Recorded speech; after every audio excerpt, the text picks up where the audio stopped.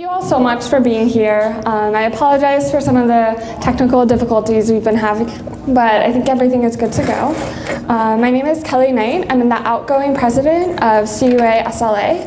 I have just a few opening remarks, and then we'll hear from Anthony Chapetta, Director of Catholic University's Career Services, followed by Naomi House, our keynote speaker. I'm grateful to so many people here today. First, Agilus and GSA for supporting us and sponsoring us in this event. I'd also like to thank David Shoemaker, our fearless faculty advisor, for all of his guidance and advice, my fellow classmates and officers of CUA SLA. If you could please stand up when I announce your name. Sam Russell.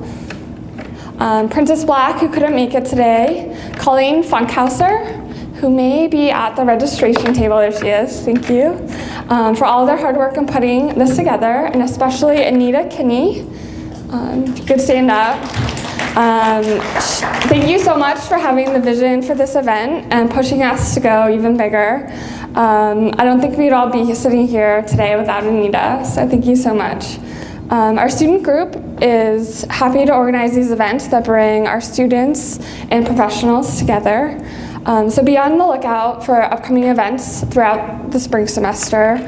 We are also recruiting for new officers. So if you're interested in getting involved and helping us plan these kinds of events and also other events, please let us know. Come talk to me anytime today, and I'll let you know what you need to do, and if you could attend our next meeting as well. Even if you're not interested in being an officer, please come to our meetings, continue coming to our events, follow us on social media. We have a Facebook group and a Twitter account, and you can also sign up to get our emails. I can confirm a few future events this semester. We are hosting a webinar series, which is presentations from the SLA virtual conference. I think there are about 5 different video presentations, and we're going to split them up and air them periodically throughout this upcoming semester. And we also are in the planning stages of a few library tours, one at the Federal Reserve Board of Governors and one at NASA downtown. So that's all I have for now. Here is Anthony Chapetta from Catholic's Career Services. I think this one hold up. This is I just need to. Good morning. How's everybody doing? It's very nice to see everybody here today. Thank you very much for having me. I'm just going to do a couple of minutes just to talk a little bit about career services. I just want to pull it up here on the site. Let's see.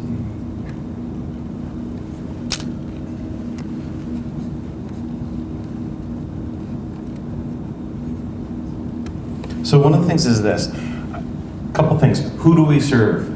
Our office here in Career Services, we're in this building in room 127. We work with all students. So all undergraduate, graduate students, and alumni.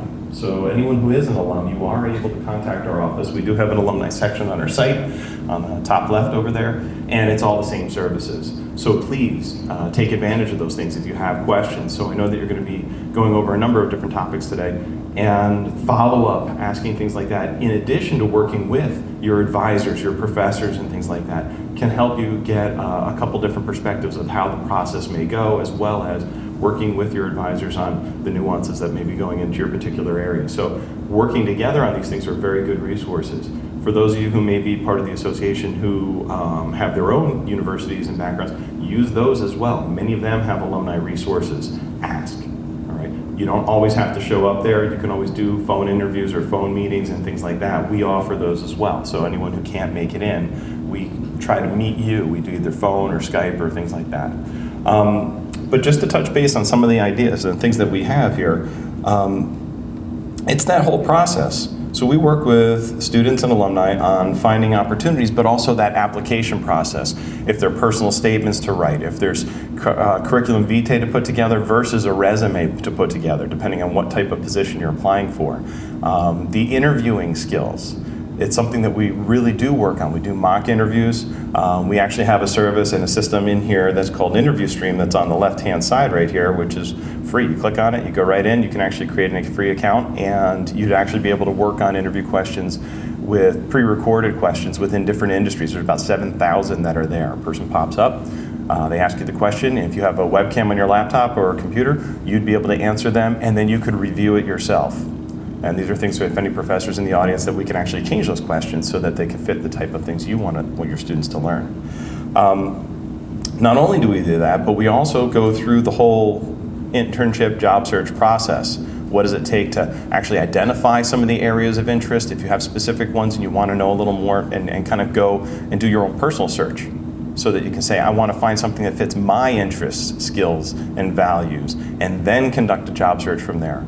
And to go on, some people may want to go on for further education, so we do offer those opportunities as well. Networking is something that's pretty useful. All right, I think you've heard that already. And we have a number of different networks and opportunities that we can do. So anyone who is a student here or an alum, you actually can use not only your department sites and professors who have huge amounts of networks, ask, that's the big thing. But we also have a system called Cardinal Connection. I'm not going to go into it today, but you have access to it. If you're an alum, you can ask for access to it just on the alumni page.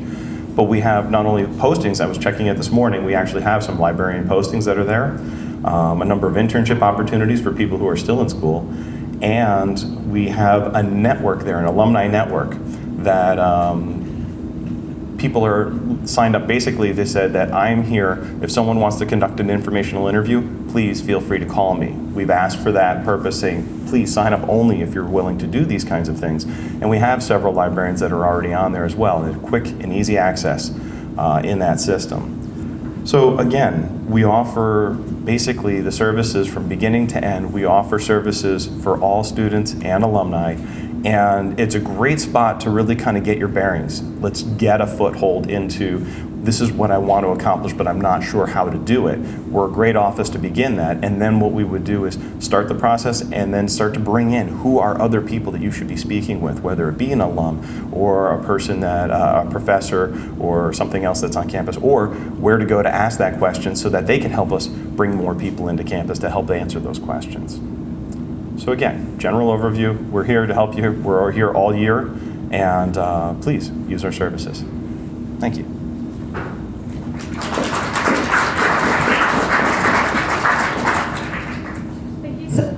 Thank you so much, Tony. I just have two quick administrative announcements to make. I was asked to announce the directions to the bathroom. They are all the way down the hall to the left around the staircase. And then in addition, we also have an iPhone and Android charger right outside the door if you need those. But please just don't take them out of the outlets. So now I'd like to introduce our keynote speaker, Naomi House. Naomi is the founder and publisher of the popular webzine and jobs list, InaLJ.com, which was founded in 2010 during her MLIS program with the assistance of her fellow classmate. In just over a year and a half, she had over 9.5 million page hits and helped over 1,500 librarians find employment. Through grassroots marketing, word of mouth, and a real focus on exploring unconventional resources for job leads, InaLJ grew from a subscription base of 20 friends to a website with over 500,000 visits a month. Naomi was previously a reference marketing and acquisitions librarian for a contractor at a federal library outside of Washington, D.C., before relocating to New Orleans last year. In addition to her InaLJ work, she is currently the Chief Marketing Officer of T160k.org, a new crowdfunding platform focused on heritage and cultural projects in Western Africa. She also runs her husband's moving labor website, fixes and sells old houses, and assists her husband cooking delicious Pakistani food. Thank you so much for Naomi for coming today.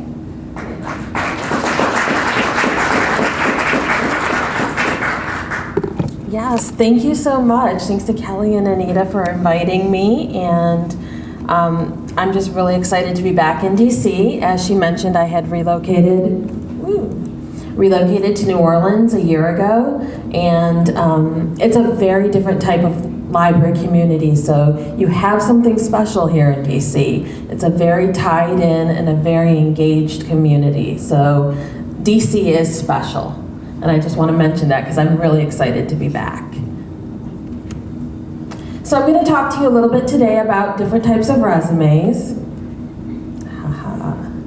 Yes, that's what I wanted it to do. Excellent. And basically different types of specializations. I call this not one and done because there is no such thing as the standard resume that you can use across all different jobs. You just have to be flexible these days. So I'm going to tell you a little bit about myself. I'm a former reference acquisitions and marketing librarian. I actually got my start while I was an MLS student. The job I was hired for was only advertised in 2 places, the Catholic University listserv and the DC SLA listserv, because I was hired by a government contractor who had no idea that there were all of these other resources. But they knew somebody at Catholic and they knew somebody at DC SLA, so I was fortunate to be able to have a smaller pool of people that they were pulling from, and I'm very, very grateful for that experience. I founded Ina LJ, Kelly pronounced it correctly, in 2010, about a month after my hiring. I kept getting jobs. I wanted to find a way to share them with friends and fellow students, and we hit on the idea of a listserv that's turned into a website. We post anywhere from 7,000 to 9,000 jobs every month on the website. I'm now, as Kelly mentioned, T160K's Chief Marketing Officer. I'm going to tell you a little bit about that at the very end, but we'll talk mostly about resumes. And you know, I did this from the grassroots up. Students can do anything. Don't let anyone tell you no. Just if you think you have a really great idea or you have a resource that seems like something that you would want to use, then most likely somebody else will want to use it too. So just kind of run with your passions, at least on the volunteer side. It's been an incredible journey for me.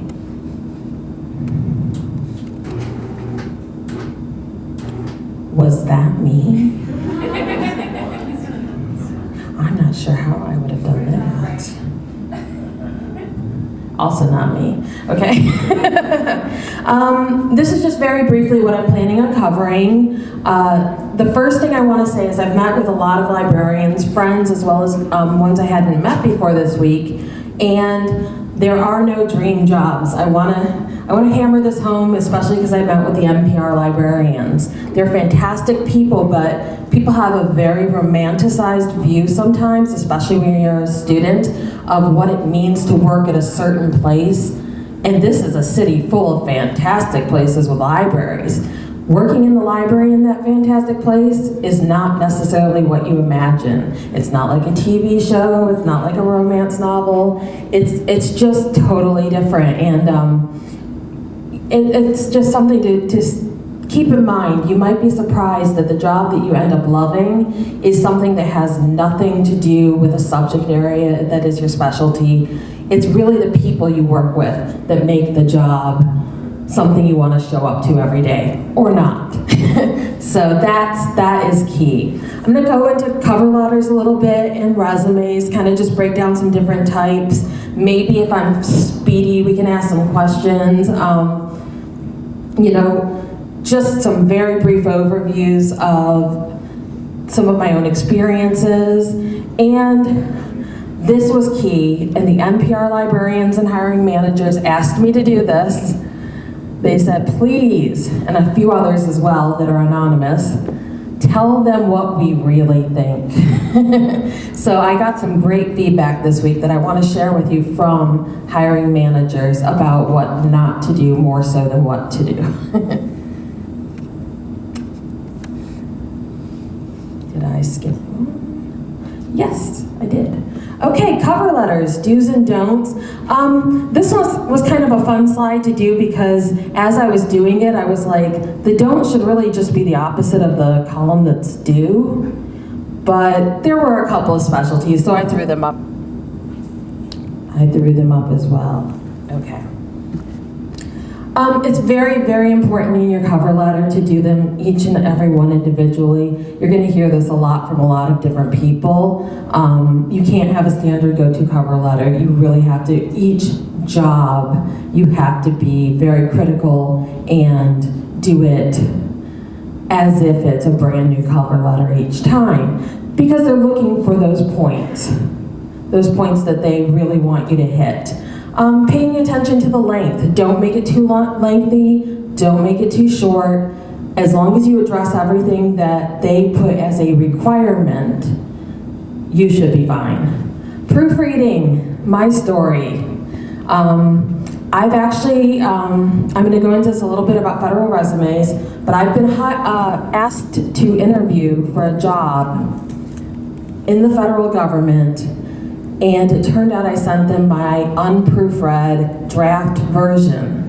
I want to say that the federal government is very different than any other group that you will be sending your resumes and cover letters to, because computers select who gets picked. So they don't know, computers, that you use the wrong spelling for to, or white. I use the wrong spelling of white. For some reason, W-I-G-H-T just gets in my head sometimes. So when we talk about federal resumes, I'll tell you a little bit more about my big oops and how I recovered. Making it personal is really great. And when I say personal, I'm not talking about you, like this is a dream job for me. It's here's how your organization has maybe affected me, or here's how this type of work is something I've done. Talk about the job, not about just yourself and how excited you are. And don't ignore the requirements. You really do have to hit them all. Unfounded claims, that's gonna be my second part of my story about my worst, best experience in a federal interview ever. And don't claim to be the anything. People will write into hiring managers in cover letters, I'm the one you want to hire. I'm the best. Truthfully, there's probably someone else on the planet that is the best. It's not you. They know this and it irritates them. So don't make claims you can't substantiate. They see a lot of these resumes and they don't want to be their first interaction with you irritated. So be cautious with that. It can be really hard when you're excited about a job to not just be like, you should hire me. They feel like they're the ones that should be making that decision, not you. And so it can set a really bad tone. Very general resume rules, because there are very specific resume rules for the different types. Your skills are what matter. What can you use? What databases? Being careful of the length. There isn't a one-page, two-page rule. Each hiring manager has a completely different opinion about that. Being very clear matters, and being very specific, which is, of course, quantifying. It's not just that you have worked in Iliad, it's that I was able to process 500 interlibrary loan requests in this amount of time every month and make my marks. So knowing what your numbers are. I wanted to, oh good, the print is a lot bigger up here. That makes me happy. So I told you I'd talk a little bit about federal libraries and federal applications, because they are just their own beast. They are so different than any other type of job application. And back in 2013, I saw a presentation from, I believe it was 8 of some of the top hiring managers in federal libraries. And these are some of the tips that I pulled from that presentation. Federal jobs are an application. It's a long process. I would highly recommend you not apply to every single thing that you see that interests you. You'll end up eating up all your time. You won't have anything else that you can do. It's just a big time suck. So know that it's going to be days, not hours, that you're actually spending on this. I've hyperlinked things in here. That's the green text, so you'll all get a copy, an electronic copy, I believe, of the PDF of this, so that you can go to the blogs that I mentioned. Careers in federal libraries is the must-use for anybody who wants to work in federal information services. Nancy Faget kind of was one of my mentors in the concept of it's not just a library job that you want. You may want to work as a web developer or a research analyst. Most of the new feds, which is a group that I belong to, are not librarians. We have different kinds of coding that we have. I was one of the few librarians. So there are a lot of different things that your skill set are good for. You'll see about 6 bullets down kind of there. It says job families include many series. And I put some of those series, those 2 numbers. This is probably one of the most important things on here. I should have made an own slide just for this. Those 2 numbers are the first 2 in a series in a federal job, and all of them are very, very different, and all of them are things that librarians can do. 1400 series is librarian. The 1000 series is something else, the 1700. So when you're searching USA jobs in other federal sites, don't just type in librarian or the 1400 series, look for these other things. Think beyond that traditional job. And same with the degree. I mentioned Catholic universities, I believe it's MSIT. It's not just an MLS that will get you a job in the information profession. Sometimes they'll have KSAs or questions when I talked about how long this application is. You're not just going to be sending in a resume and sending in a cover letter. They're going to ask you questions such as, tell us all the times you used cataloging. They mean it. Every time. You want to be repetitive. You want to make sure that you are talking in a way that would probably drive you nuts if you were reading it. You need to use the same words that are in their job description over and over. Because a computer is reading this. And what a computer says or sees, when it sees 18 instances of the word cataloging, is this person does cataloging so well. You have to say the word over and over. For example, at Georgetown Law, I did cataloging. At Ithaca College, I did cataloging. It reads terribly, but hiring managers don't read through this part. They know that if the computer got you in at that point, you hit them multiple times. So you're gonna have to be very, very repetitive. So the language you use matches is very, very important. Don't do the whole, I want to use metadata because that's how I feel I'm branding myself. If they never use metadata in their job ad, don't put it in your application. You're not going to get selected.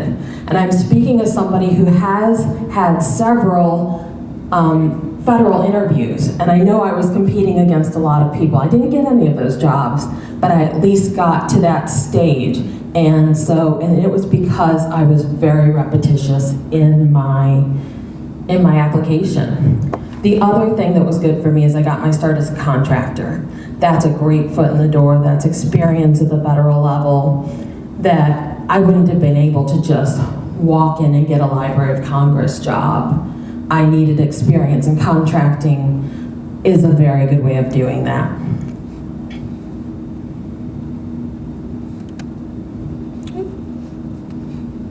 Okay, this is just to give you a visual of what the USA Jobs website looks like, and some of those key tips there, being repetitious.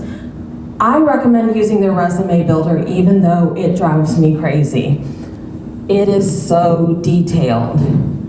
You have to put in everything exactly as they want. It takes a very long time to do. You're probably thinking to yourself at some point in the process, but I already have a resume. Why can't it just upload that?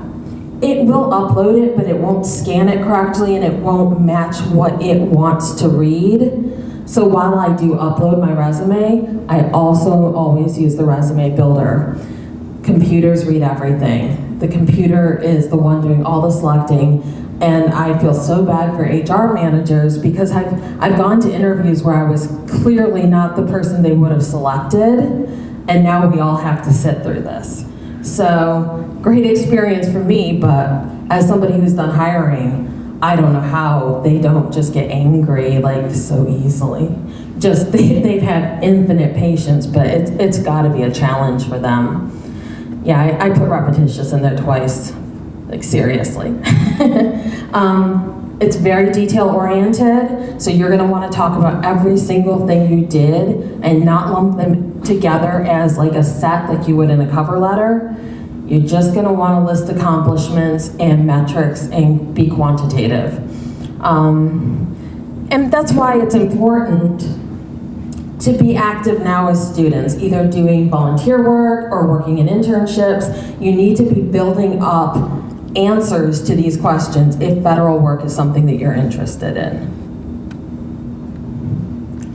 I'm not talking very much about government. Other kind of types, public, city, county, state, they're not as bad as federal, but they've got rules, they've got expectations, and it's not a guessing game. It's just a lot of reading. You need to go to their website, you need to follow exactly what they want, and it's going to take a while to fill out any of those forms, and it's also a slow process, but anything, any type of federal or government job, public, city, any of those are going to require a lot of time and attention to detail. They know what they want you to be doing. So plan your weekend, give yourself a lot of time, and don't do a ton of them. Really focus on ones that you could get. I think that that's key. Contracting jobs, I recommend maybe going out a little bit on a limb, because while they are working for the government, it's not a government application. It's more like working for a corporation. I preferred that. I liked it. I had really good experiences at the several contractors I worked with. And I put in my application for the reference acquisitions and marketing librarian halfway through my master's, and I got it. So sometimes they're more open to students at that level than a federal agency would, be willing or able to do.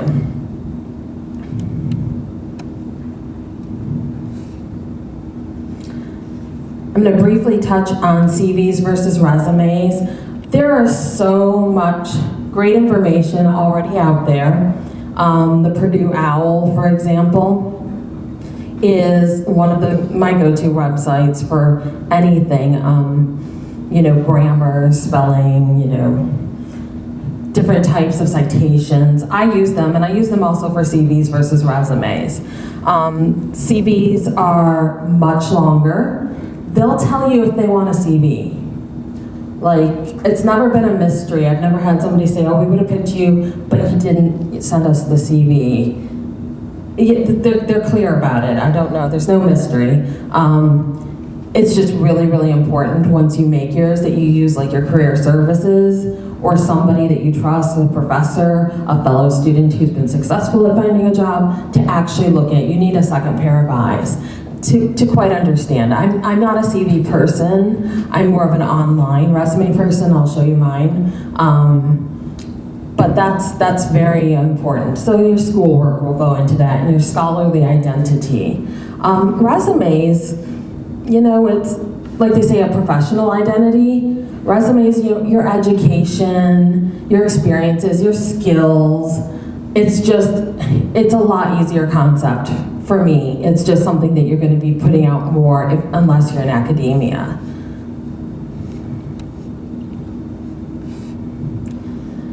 And Purdue mentions several types of resumes. I'm going to show them briefly up here just to give you some basic ideas.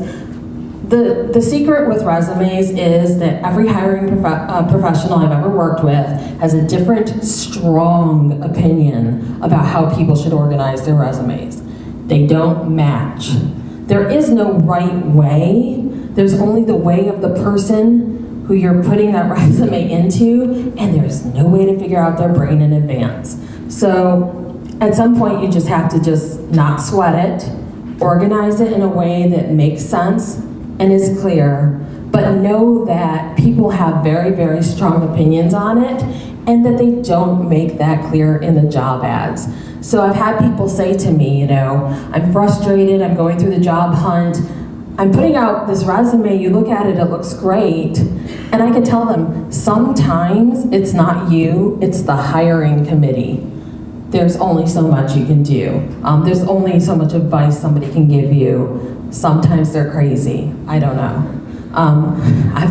I've been in a couple of fights on hiring committees. I don't mind. At that point, I'm already hired, so might as well stake my claim and make my points and hopefully get somebody good on the team.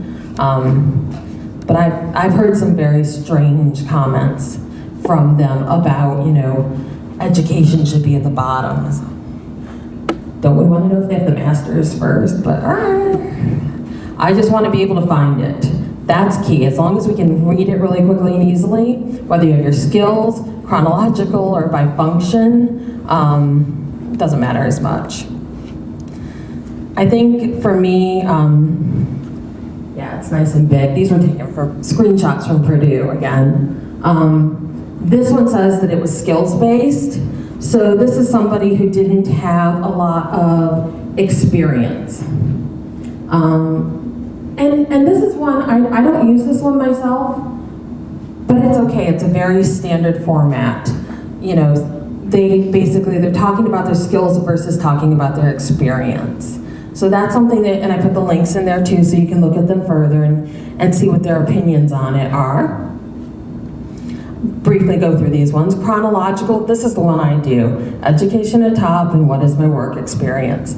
I tell my story chronologically so you can kind of follow what I'm doing. I've seen people do it more by function and skill, and I get confused. And maybe by function and skill is a good way to do if you've got a big gap and you're trying to hide it. But for me, I kind of really do want to know what somebody's doing in order, how they grew, where they branched out, where they corkscrewed their career. It tells me a lot about where they're going to. The last one, quickly, is by function. And this was for people who have internships. This was highly recommended on Purdue's website. They're talking about that they've had all of these different core experiences. Maybe they weren't so much in order, but that these were things that have built them as a professional. So I do recommend checking out those 3 types. This is something people have a very strong opinion on. Once again, everyone's got a strong opinion about a resume, but 5 people down at a table, and I love the way this is set up because you're going to be meeting with 3 different people. You will be getting 3 different opinions. And if 2 of them overlap, perk your ears up because that might be a trend. That might be something to really pay attention to versus focusing on one individual's opinion. Kind of see where it goes together because I have swung both ways on objectives and summaries at the beginning of your resume. There are times where I've been like, this is stupid, this is old-fashioned, and then somebody I really respected told me that they thought it really helped them get a quick snapshot. I lean towards a summary versus an objective. Yeah, I know you want the job. You don't have to tell me in a sentence, don't waste the space. Like, I really want to get a job at your place and do this. Yeah, that's why you applied. That can annoy people, as you can tell from my tone of voice. But a summary is a little more of a story of where you want to go in your career. So I look at, wow, I bit that. Wow, that was interesting. A summary I look at more like my LinkedIn top little blurb. That gives people more of a little snapshot of who I think I am beyond my experience and including my experience. So it's not too bad, I like that. And this is the part I think, although we've talked about resumes and we'll be talking about them at the tabletops in the context of your resume, which may be even way more helpful than the first part of my presentation, this is the part I have fun telling you about because this is what the hiring managers are talking about amongst themselves that they wish they could tell you, but they're not sure legally they could. So here's some of the feedback I got from several really high-powered hiring managers at libraries that are really super cool libraries that I met with. The first one, the don't OMG. So at one library, they're concerned that they're causing a burn crisis across America because multiple people, when they see the job ad, will write in their cover letter, I just saw that you had a job opening at your library at cool library, institution, and I spilled my coffee on myself. I'm just so excited. We all think we're witty and original. How many librarians are burning themselves over job ads? Like, that they've seen this multiple times. Once again, it's all about, OMG, this is all about me. You guys are cool, and it's not about the job. So that drives them nuts. That's like in the shred pile. Instead of doing something like that, focus on maybe the organization as a whole, how you're familiar with it, and then talk about how you've worked at other places doing this type of work. Show them that you can support them, whether it's that cool place or not. Another thing is a lot of people are doing Skype interviews. It's a visual format. They can see you're wearing pajamas. They can see that you didn't wash your hair. They can get really distracted by the backgrounds. They can hear your dog. They can hear your cat. They can hear the McDonald's sounds in the background because you couldn't find Wi-Fi until the last minute. That's happened to me. I've had to apologize and be like, I'm at McDonald's because like my Wi-Fi dropped. Some people will think that's industrious of you, and some people will think you are lazy and should have figured this out in advance. But sometimes job applicants think that they're the focus, but it can be really easy to get distracted on Skype. It's very important to quantify. Make sure you tell them exactly what numbers you have been generating, what you've been doing. Find basic info on them, don't be like, Somebody told me last night, it was a great comment, they said they got all the way to the interview, and then when the place was telling them about, a little bit about themselves, they said, I didn't know you did that. And thinking back on it, that was a comment that should have been kept in their head. Everything else went great until they went, that's strange, don't, it's okay to be yourself, but self-edit is it's what keeps us employed. Directions are not optional. If they say to send it in PDF, send it in PDF. Be sure you're researching them. This is a tip I like across the board, federal, anywhere. Bring a portfolio. Make printouts, bring extra copies of your resume, put it in a nice folder. What's the worst they can say? I can't accept this. They'll see the effort and they'll see the professionalism, and they might not be able to ask you to bring a portfolio. In the federal government, oftentimes they can't. So the fact that you went and did this, had something to present to them, they can accept it, that was a really good thing. It showed a little thoughtfulness. And success is a team thing, not an I, so remembering that you're going to be part of a large team. Talk about the team and ask a lot of questions about the team. Sound interested in the larger group. I'll just wrap this up quickly now.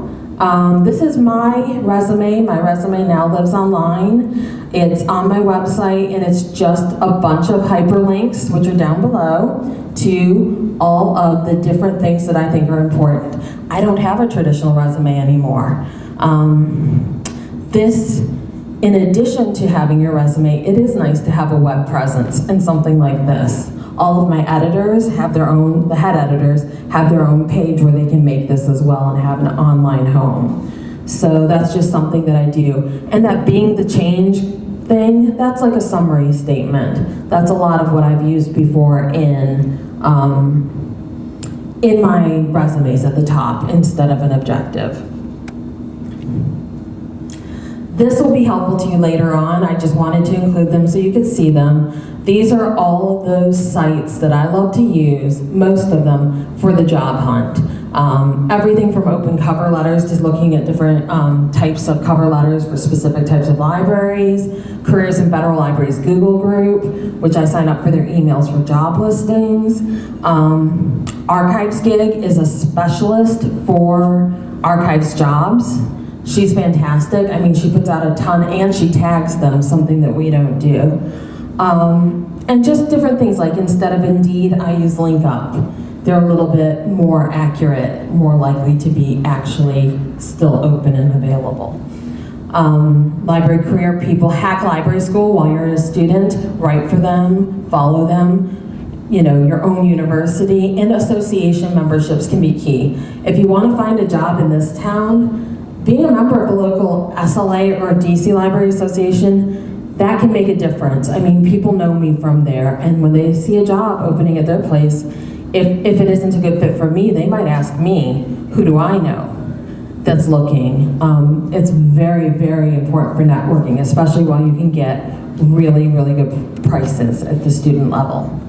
And last but not least, very quickly, this is my website that I'm doing now. As I mentioned, you know, we're not all librarians. You can do other things.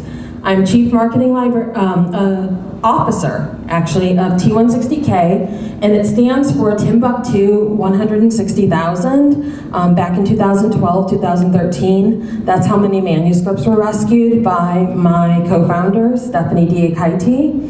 And I was speaking at a library conference with her in South Africa. She got really excited when she heard about Ina LJ. She says, I love librarians. They really supported us. Archivists supported us in our rescue efforts. What's the next step? What can we do? And we talked about it. We thought about crowdfunding for other projects. It's not charity. It's not a nonprofit. It's a business. And we support businesses that are established and already doing great things across Africa. We are just raising money for them. We are not going and advising them. They don't need our advice. And this is something to keep in mind when you're talking about international librarianship and working with colleagues around the world. There are highly educated, incredible professionals doing this already around the globe. Reach out to them for their expertise before offering yours. They may not need it. This is key because people will tell me, oh, can I help catalog? No, they have a lot of catalogers there. They've got the staff. They need funding. So just like we need funding in our libraries, that kind of a thing. Remember that there are trained professionals everywhere and that what people need is funding. I think this is something that's going to run throughout all of our careers until one day some government realizes that they really want to fully fund us. But till then, we'll all have to advocate for ourselves and for others. So that's why I'm excited to participate in that program. And I'll be at the tabletops. I ran a little bit over because I was going to do 30 minutes, but we'll be at the tabletops. I'll be at lunch. Any questions, you know, let me know. But this is the end of my presentation. So thank you.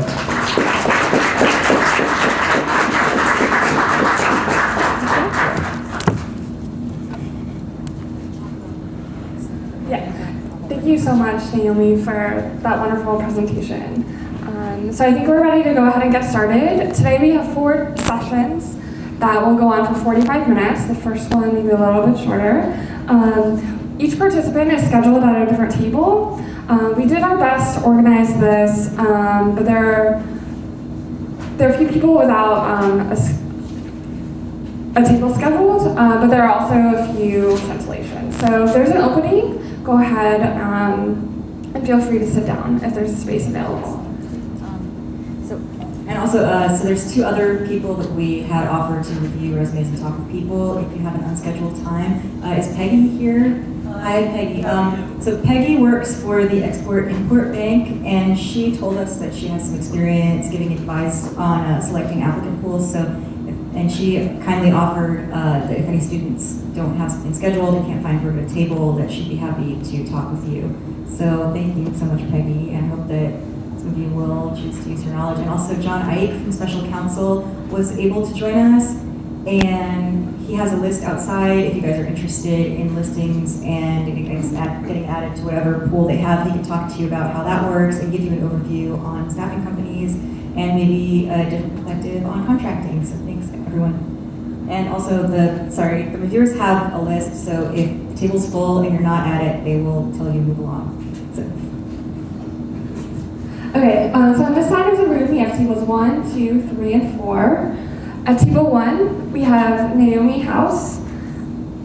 At table 2, we have Jacqueline Proctor, reference librarian for Interlibrary Loan at the National Gallery of Art.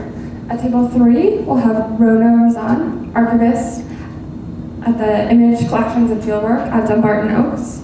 At table 4, we'll have Kathleen Tees, director of PG County Memorial Library System.